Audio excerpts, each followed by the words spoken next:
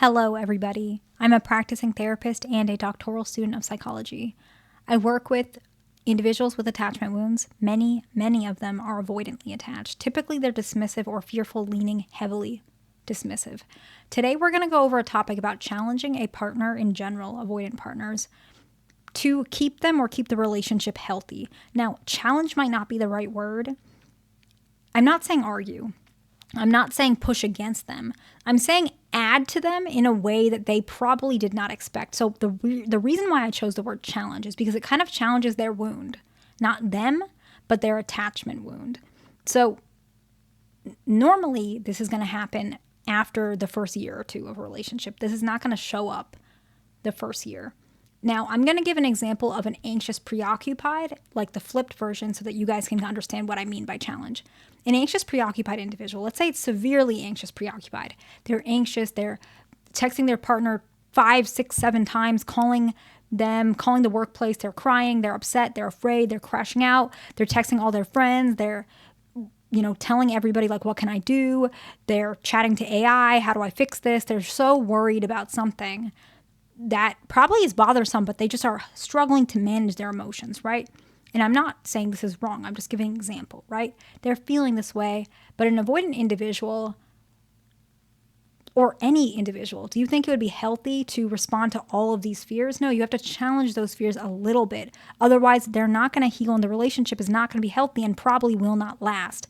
Same thing for an avoidant individual. You do have to challenge these fears in order for the relationship to last. That doesn't mean if this person, this anxious preoccupied, they're really crashing out, probably reassure them. Like, eventually, please, somebody pick up that phone, poor thing, right? I feel bad for them. I'm not saying to just leave them and just let them fend for themselves. Absolutely not.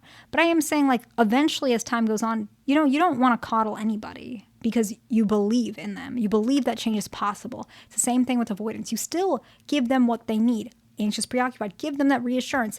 Text them and say, hey, I'm just a little busy. I'll call you in a bit. No worries. That will be fine. Most anxious, preoccupied, I've learned that's all you need. They're fine. They really are fine. It's a good trait. And so avoidant individuals, similar. Give them that space. That's all they need. Or give them what they're asking for. It's all they need. Don't coddle them. Give them all the space in the world. Never say anything. Never talk about commitment ever again. No, you're human. You get to speak. Same with anxious, preoccupied. You don't have to answer every single call, every single text message, call them right away in 1 second. No, they don't even want that. They just want a little bit. Same thing with avoidant. They don't need you to never talk about marriage again or never bring up this certain topic. They just want you to respect them a little bit for what they're saying, but that means challenge them to some extent and add some detail to their life. It's a natural challenge, right? It's not on purpose necessarily, but it creates opportunities for both of you to compromise and grow. So that's what I mean by challenge, okay? So what are examples of these behaviors, these prompting behaviors? Might be a better example to say, prompting.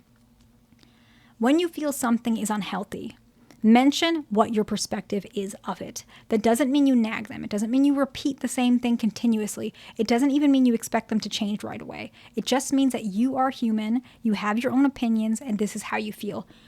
Maybe you feel like your partner emotionally eats. And you mention, hey, I notice when you're stressed out, I notice you emotionally eat. I'm just telling you, I'm worried. I don't want you to bottle things up. If you want to talk to me, you can. I would appreciate if you did, but I understand that's the way you are. But I'm just letting you know I'm upstairs and I am available. I'm just telling you my perspective, right? I'm not telling you what to do.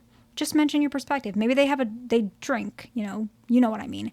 They drink when they're stressed or whatever it is. You can mention, I'm worried about you.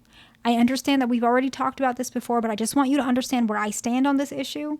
I'm not judging you. We all have our own things. I just want you to know I'm here if you need someone to talk to. I'm upstairs, right? So you just mention these things. This is where you stand. So that you're telling them, you're not expecting modification of their behavior right away, but that's something you want at some point. You're worried, and you are worried, right? And so that's an example. The next one is that you don't always roll over for them what they want all the time, right? We were just giving the anxious, preoccupied example, but we're talking about avoidance right now, right? Let's say you want to move in together. And they said, no, I don't, I don't want to because I feel like, I'm not going to get the space that I need. You might mention, okay, I appreciate that. And I understand if you don't want to talk about it right now. I just want to let you know I'm going to do my very best to give you the space. that you need, let's circle back around and discuss this sometime in the future. So you're not saying, okay, we never going to move in together. You didn't say that. You could if you want to, but especially if y'all have been together for a while, okay, we can discuss it a little bit later. I appreciate your perspective. Thank you. This is mine. Whatever it is. The next one is that you compromise and adjust without telling, I see this a lot. I'm trying to explain it. Without telling yourself that you were wrong or undeserving, or like you let it affect your self-esteem. You can compromise.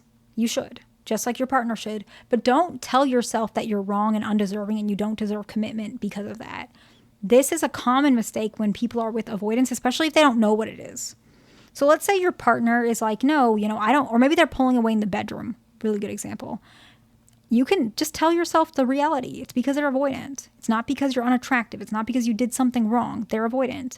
Now, are there things you could do to make it better? Yes. And I can't really talk about that too much on YouTube because it's just like a lot of, most of you guys who watch my channel already know that type of issue because I have a license and YouTube has like a thing you can't talk about too much details, and I talk like very detailed, and so it's very likely if I talk about that topic, bedroom intimacy, that I'm gonna bump into like 10 things that are flagged because I'm just a very detailed person and I have a lot of information. So I'm probably gonna make a course on that or something.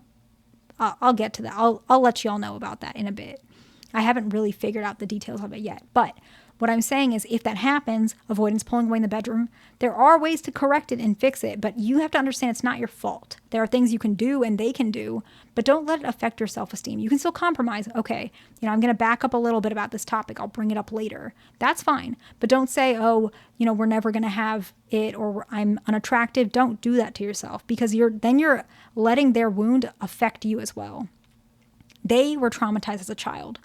Don't let that affect you as an adult. Don't let that re-traumatize you as an adult. They got hurt. They got neglected. By you doing that, you're reinforcing that neglect was the correct response. Whatever their parents did, whether they meant to or not, they shouldn't have turned out that way. So, sorry to say it's true. Secure attachment is the most gold standard of attachment for a reason. It brings out the most healthiest outcomes for people, the highest sense of well-being. And so you don't want to reinforce what their parents did to them or what happened to them, whatever it may be. So don't tell yourself this is a reality and it's you. No, it's a them issue. Sorry that it happened. Y'all will fix it together, but don't tell yourself that it's wrong of you. You can compromise, you can adjust as you should, but don't hurt yourself while doing so, okay? So so we talked about some of the ideas of how to challenge an avoidant in should be a calm, paced out way, but what are these behaviors not? What do I mean? What's not challenging that I think is unhealthy? I probably need to reword it. So when I'm talking about challenging, I'm talking about these specific prompting behaviors. I'm not talking about these behaviors that I'm about to say right now. I'm not saying that you should give a partner an ultimatum. It may help, but it's probably not going to help. It's the ultimatums. I am not very comfortable with ultimatums. A lot of avoidants are not. It's just something to recognize. That will probably backfire on you. Repeatedly bringing up the same issue over and over and over. You can bring it up again after a couple months, a couple years, depending on the severity of the issue, but don't bring it up like every week. Don't hold it against them. Don't let it affect the growth of the relationship. Try to let things, sit on the shelf for a while, process things. Don't continuously repeat. That will not be challenging. That'll push them away, okay? The next one is keeping issues bottled up constantly. Don't you bring up what's bothering you. You don't always have to, but just bring up, by the way, this is my perspective on things, or I appreciate if you hear me out. I'm not asking for anything, but this is something I would want at one point. What's your perspective, right? You can still bring things up in a cordial way, but don't bottle it up, because what's going to happen when you bottle up is, first of all, your partner doesn't know this issue exists, and second, you might crash out, and that's going to make it more of an issue. The next one, and the last one, that is not a behavior that I'm saying that you should do, is pulling away your energy or your emotions or whatever people are saying nowadays when something doesn't go your way. That's not going to work. It might work with somebody who's secure or emotionally unavailable, but it's not going to work with somebody who is avoidantly attached from childhood. If you pull away your energy or whatever, they don't know you're doing it because that's normal to them. It's not going to work. Or they're going to think you're manipulative. Or they might cave originally, but then later they're going to resent you for it and they're going to leave. Don't do that. I've made many videos on that. There are ways to detach in a healthy way, but if you're doing it in a way where you're trying to make the relationship a certain way that you want it to be. I'm just going to be very real with you. You're with an avoidant individual. If you're expecting commitment and secure love, you're not going to get it right now. Eventually you will, but probably not right now. And so pulling away just to give them space, that's great. Pulling away to give yourself time to, think about things, sure. But pulling away when something doesn't go your way, matching energy or conserving energy or whatever it's called, that's not going to be healthy, because all you're going to do is put so much effort into thinking about something instead of enjoying what the relationship is. Your partner is that way. You guys are different. You don't have to be the same. Add to the relationship. Challenge them. Don't let them be this way. When you pull away your energy, without you realizing it, you're not teaching them that their behavior is abnormal. You're teaching them that it's fine, because you're not speaking to them. They don't know. Tell them. I wish that you would text me a little bit quicker. I understand if you're busy. I'm not telling you that's what you should do, but I'm just telling you that's what I appreciate. How can we meet in the middle? Talk to them, right? It's your partner. They shouldn't be scary. If you're that scared of setting off bombs, you might have to adjust how you guys communicate, because that's not healthy. You should have more ability to openly communicate, okay? So I hope this video was helpful to somebody. Please like, subscribe, and I will see you in the next one.